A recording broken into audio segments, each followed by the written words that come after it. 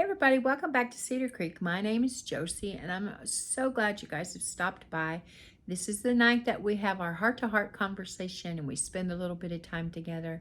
That I really try to say something that will be encouraging and uplifting to you.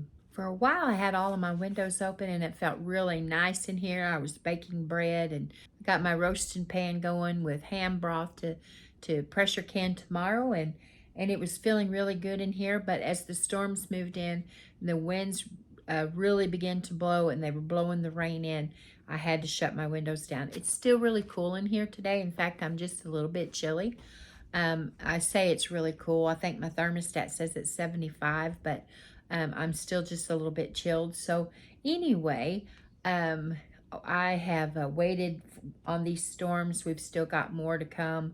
And our biggest concern, our biggest danger, we are under some thunderstorm chances this evening. And there's always, here in Oklahoma especially, there is always chances with thunderstorms to go really bad into supercells and with tornadoes and things. So, you always watch out for that. You watch out for hail, and there was a lot of humongous hail out in western Oklahoma.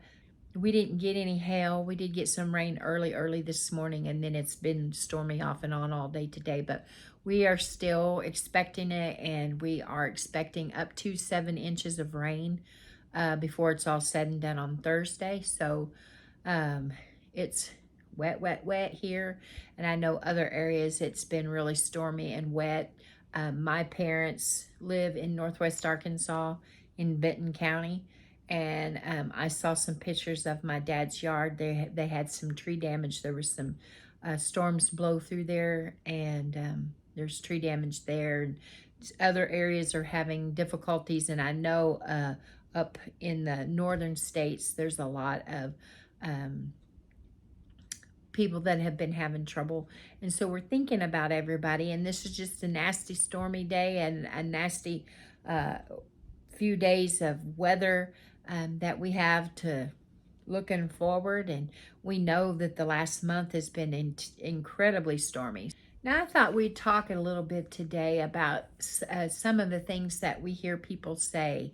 And one of those things, and the rain is what caused me to think about this, and other things that are going on in my life. And I know that some of you are experiencing things in your life.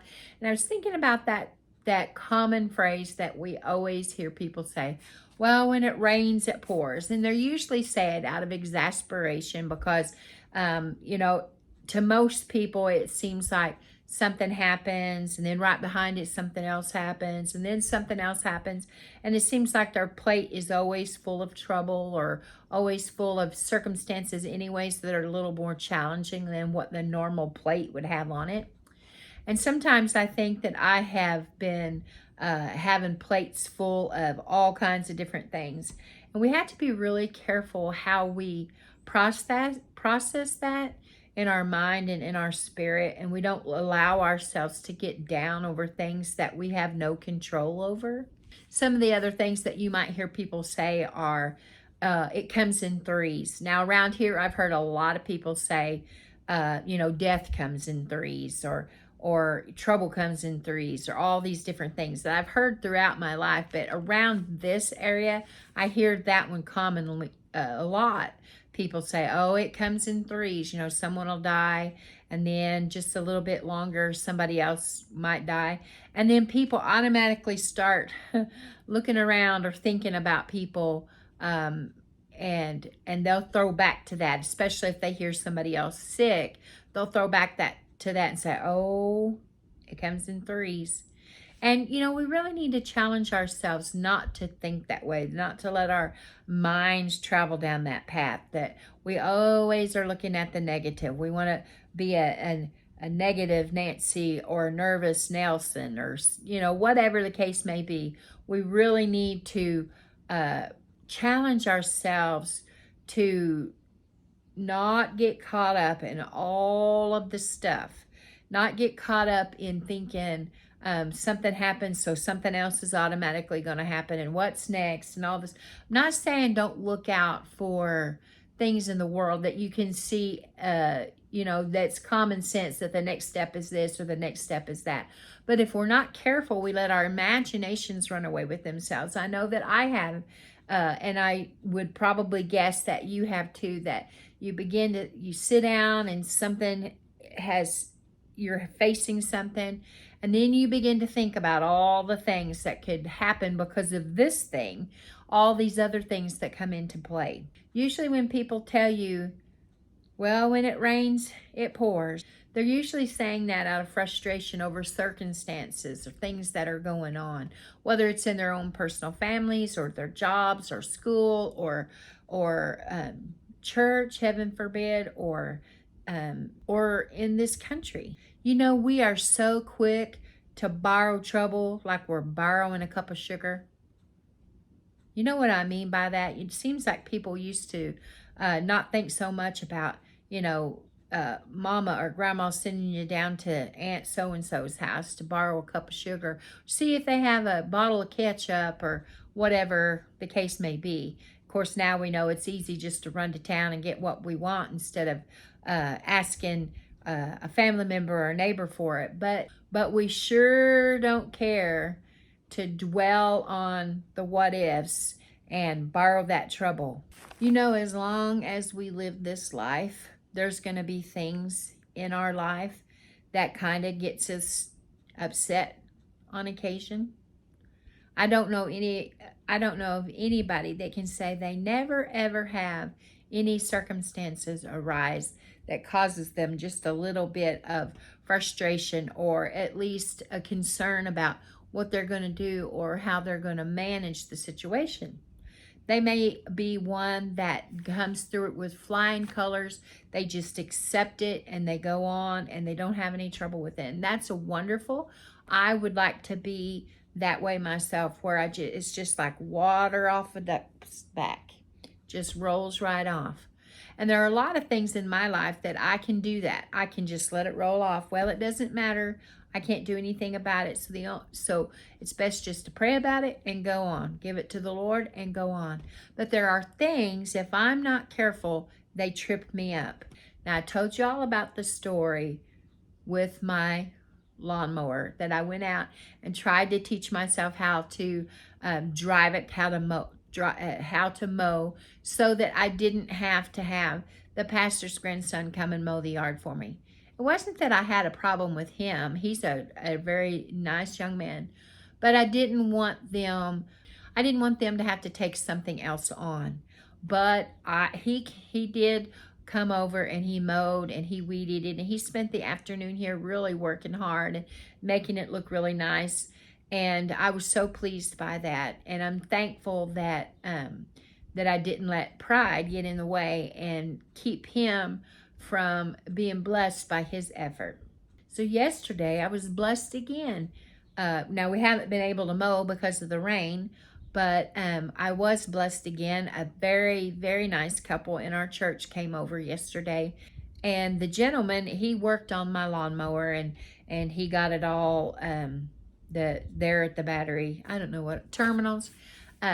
He worked on all of that, got it all. He put his charger on my battery, got it charged up, and they got my lawnmower working. And it does need a new air filter, and I can do that. It needs gas, and I can do that. But my lawnmower is working. I just got to wait till next week now to be able to mow, because we've got all this rain coming in, and the way that my yard sets, it'll be soggy for a little while before you're able to really get out there and do any good with mowing the yard. But I'm very, very thankful that I have church family that takes it on their self to help other individuals. And I told him, I said, Jerry, I don't have anything to give you but a strawberry pie. And he said, his little wife, well, he said, I don't want any money. I didn't ask for any money. And his little sweet wife, she said, but we'll take the strawberry pie. So I'm going to make them a strawberry pie. So I'm very, very thankful that my lawnmower is fixed. But along comes the next issue. This is where you have to change your thinking. You have to not allow yourself to go down those paths, because the very next thing that comes along for me is now my truck is trying to have problems. And I could explain it all to you, or at least describe it to you, but it would just bore you to death, me trying to explain it. Our pastor's family followed me home on Sunday night. I don't know that I even live a mile from the church. So the pastor's family followed me home to make sure that I got home.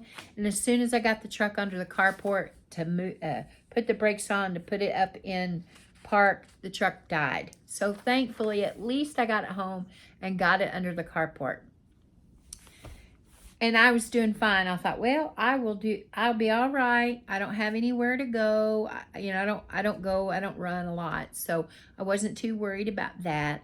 But then you start getting in your head and you start thinking about, now what am I going to do? And you get yourself all worked up and all just beside yourself if you're not careful. But you know what? That same fella that mowed my yard, him and a friend came today, and they had some kind of little thing that they put my truck on, and they were able to pull up all the codes for it to tell them what was going on with it. And he came to the door, and he said, it's an easy fix, but it's not a cheap fix. And I said, okay. I said, I'll have to, whatever it was that I was going to have to do. And he told me the price. I'm going to have, I think, at least 2 parts. Has to do with something with the accelerator. I don't know. There's some kind of sensor in there, sensors, and they're messed up. And it has something to do with acceleration and the turbo and the fuel and all that stuff. Anyway, they were very kind, and they looked up all the parts and told me how much they were going to be. But they told me that they were going to research and find the parts that would be a whole lot cheaper, that they thought they could find the parts cheaper. And we've at least got a plan. And so I got to thinking about that after he left. And I thought, I can either just sit here and cry and lose myself and all of that stuff, or I can just praise the Lord that it wasn't something major. The motor's not blown. It's not anything like that. It's an easy fix for them, at least. I don't have the foggiest idea.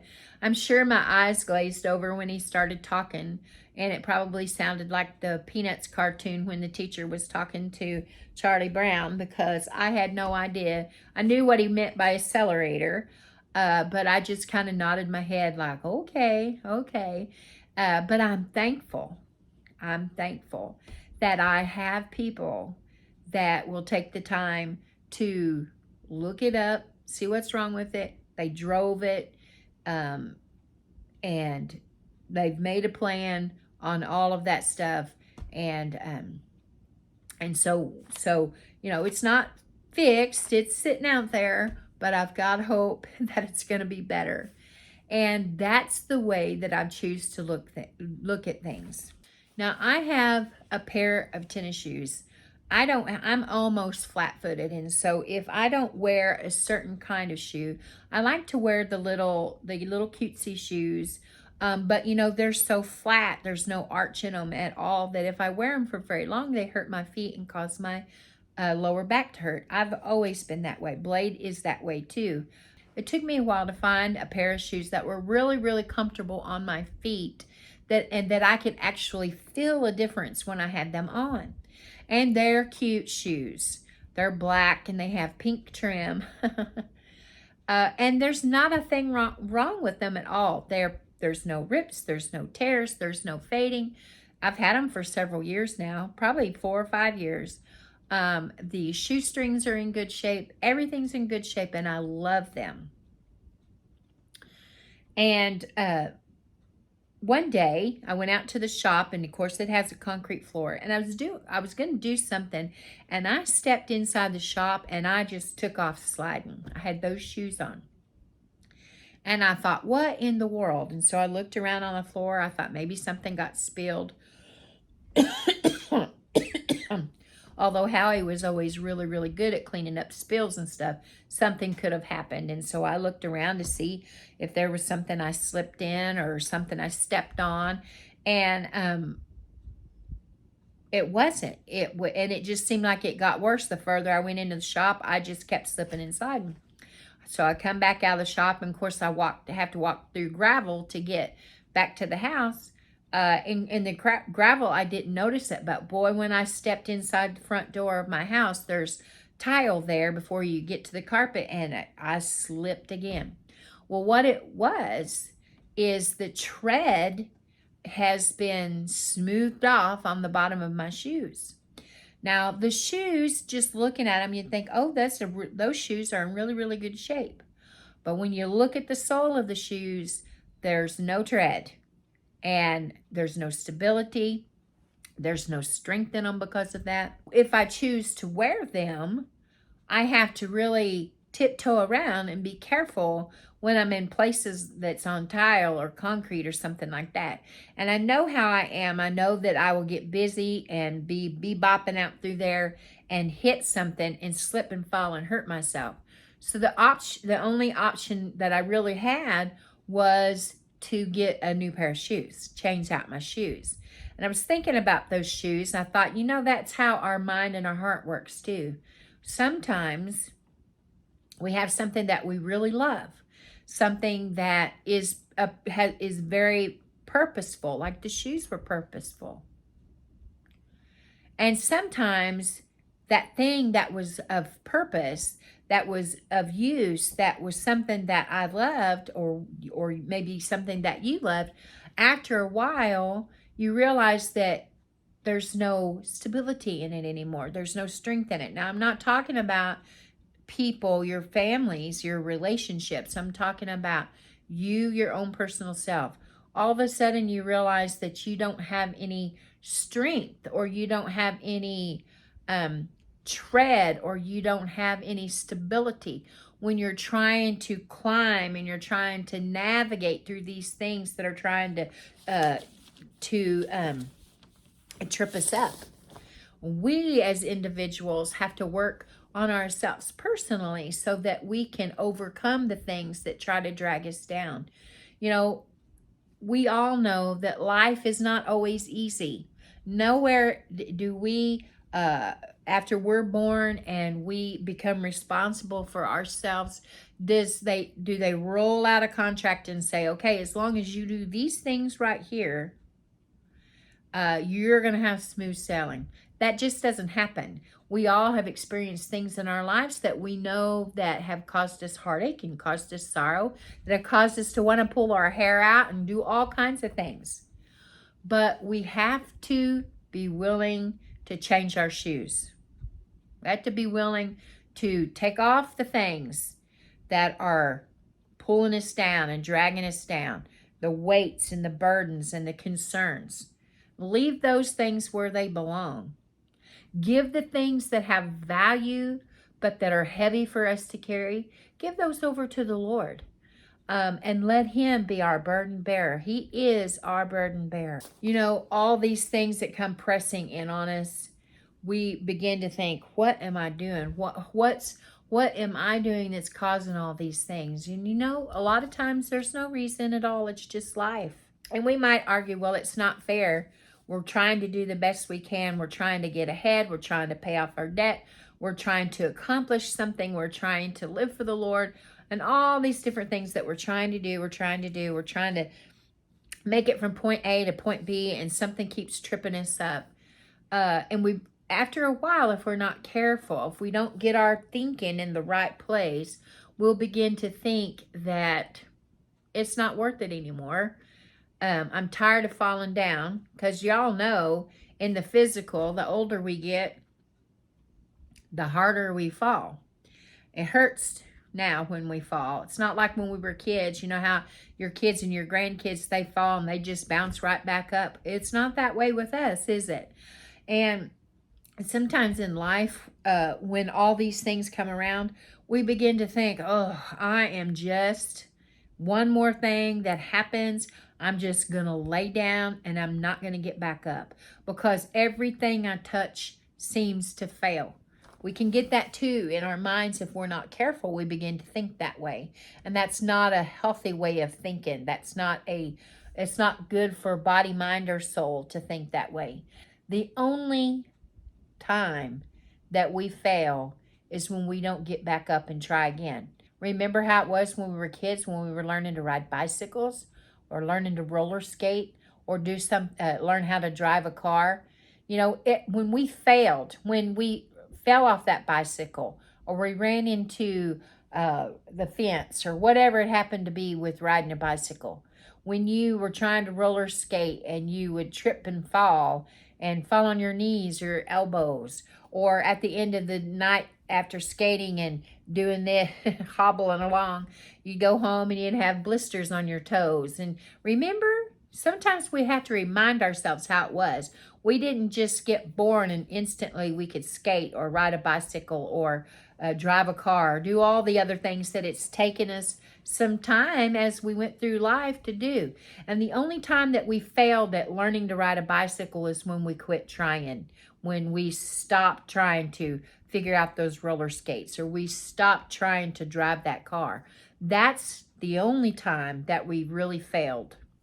So we need to continue to go. When those things happen, your lawnmower quits, or your truck quits, or whatever the case may be, your wild animals get in and kill some of your sheep or your goats, or whatever it happens to be, or your cow goes down, or the grocery prices are sky high and your budget won't stretch. All of those things are things that get us just absolutely out there sometimes and thinking, the more I try, the worse it gets. We really need to change our thinking. Quit saying when it rains, it pours, because that's negative and it beats us down. And we need to put a positive spin on things. We don't have to be Pollyanna and and wear rose-colored glasses that we don't see any kind of circumstances or any kind of trouble or any kind of warnings, because that's not how God designed us.